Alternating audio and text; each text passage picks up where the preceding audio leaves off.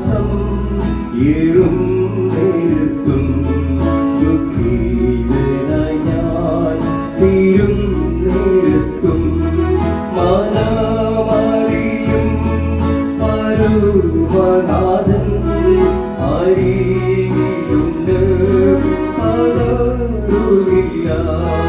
മനമറിയും പരമനാഥൻ അരികിലുണ്ട്, പതറുകില്ല.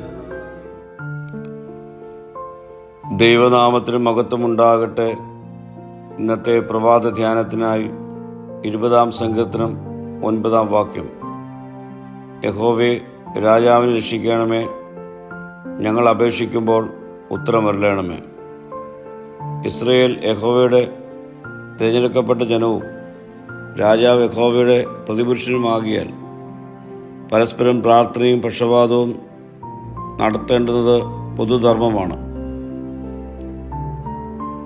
ജനം സ്വസ്ഥതയുള്ള ജീവിതം കഴിക്കേണ്ടതിന് വിശേഷ രാജാക്കന്മാർക്കും സകല അധികാരസ്ഥന്മാർക്കും വേണ്ടി യാചനയും പ്രാർത്ഥനയും പക്ഷപാതവും സ്തോത്രം ചെയ്യണം.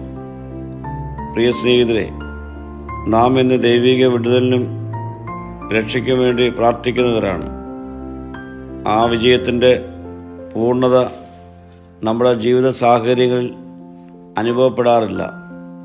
എല്ലാ വാഴ്ചയ്ക്കും അധികാരത്തിനും ശക്തിക്കും നീക്കം വരുത്തിയിട്ട് രാജ്യം പിതാവായ ദൈവത്തെ ഏൽപ്പിക്കുന്ന ഒരു സുദിനത്തിനു വേണ്ടി ക്രിസ്തുവിനോട് ചേർന്ന് നമുക്കും കാത്തിരിക്കാം, പ്രാർത്ഥിക്കാം.